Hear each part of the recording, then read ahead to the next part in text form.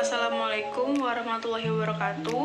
Perkenalkan, kami dari kelompok 2 dengan saya Putri Juliana Sorindawati Imelda. Perkenalkan, saya Adelia Margareta Putra S. Perkenalkan, nama saya Christian Dwinanta. Perkenalkan, nama saya Sobri. Di sini saya dan teman saya akan menjelaskan apa itu implikasi Pancasila di bidang pertanian. Pancasila adalah pedoman hidup bangsa Indonesia. Sebagai pandangan hidup, tentu saja Pancasila selalu merasuk dalam kehidupan sehari-hari masyarakat Indonesia. Berikut akan kami paparkan hasil diskusi kami mengenai implikasi atau penerapan nilai-nilai Pancasila pada bidang pertanian. Sila pertama, ketuhanan yang Maha Esa. Sila ketuhanan yang Maha Esa mengandung nilai-nilai religius bangsa Indonesia. Sebagai warga negara Indonesia, seseorang harus beragama. Agama menempati posisi penting di Indonesia. Hal ini disebabkan agama merupakan sumber moral masyarakat. Agama mengajari para penganutnya untuk senantiasa berbuat baik, senantiasa ikhlas dalam melakukan pekerjaannya, dan menjauhi perbuatan-perbuatan yang merugikan diri sendiri maupun orang lain. Lalu, apa pentingnya agama di bidang pertanian?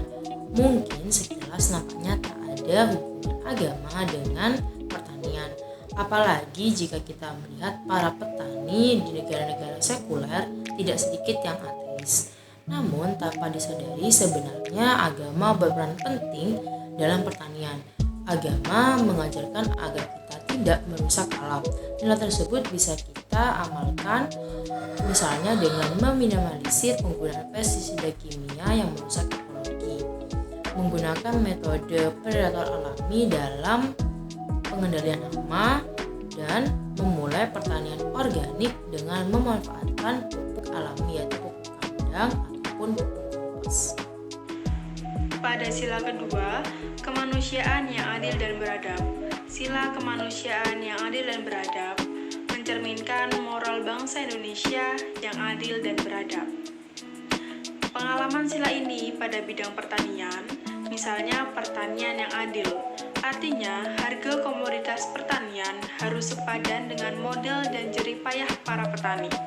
Selain itu, pemerintah seharusnya memperdulikan harga komoditas petani. Jangan sampai harga dimainkan oleh para tengkulak dan spekulan. Nilai keadaban dalam bidang pertanian, misalnya dengan memberikan perhatian khusus bagi para petani melalui kredit pupuk ataupun memberikan benih unggul gratis. Selain itu, perlu digalakkan cinta produk pertanian Indonesia agar tidak terlalu banyak impor dari luar negeri seperti Cina dan Amerika Latin. Selanjutnya yaitu sila ketiga, Persatuan Indonesia. Sila ini memiliki kerukunan dan pentingnya setiap elemen bangsa Indonesia. Persatuan dibutuhkan untuk menghadapi segala tantangan dan masalah yang akan dihadapi oleh bangsa Indonesia. Dalam bidang pertanian, penerapan dari nilai persatuan tercermin dari mulai proses tanam padi hingga panen. Dalam proses tersebut ada penanam benih, ada yang mengikat benih, ada yang mengukur jarak tanam, ada pekerja yang merawat dan memupuk padi, ada yang memanen, dan lain-lain. Di sini saya akan menjelaskan tentang sila keempat. Sila keempat, kerakyatan yang dipimpin oleh hikmat kebijaksanaan dalam permusyawaratan dan perwakilan. Ditandai dengan adanya peranan pemerintah dalam memberdayakan membangun pertanian desa antar desa daulat rakyat desa. Misalnya dengan adanya lembaga-lembaga yang berperan dalam perencanaan dan pembangunan di desa, khususnya membangun masyarakat petani seperti LKMD, KUD, dan lembaga subak seperti yang ada di Bali yang dapat menampung atau berperan sebagai wadah aspirasi langsung petani dan dapat juga membantu petani dalam pembiayaan saran dan prasarana misalnya oleh KUD. Ini menunjukkan bahwa adanya penerapan nilai kerakyatan atau demokrasi Pancasila dalam pertanian. Saya akan menjelaskan sila yang kelima, keadilan sosial bagi seluruh rakyat Indonesia. Keadilan adalah nilai yang amat mendasar yang diharapkan oleh seluruh rakyat Indonesia.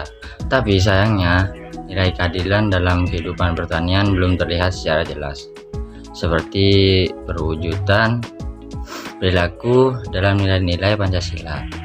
Yang keempat, yang sudah disebutkan sebelumnya, dari zaman dahulu sampai era globalisasi seperti sekarang ini, nilai keadilan yang sangat sulit dibuktikan. Kaum petani adalah kaum yang tidak pernah mendapatkan keadilan secara sempurna. Ini dibuktikan dengan adanya penindasan terhadap kaum petani. Itulah penerapan Pancasila di bidang pertanian atau implikasi Pancasila dalam pertanian. Sekian dari kelompok kami. Wassalamualaikum warahmatullahi wabarakatuh.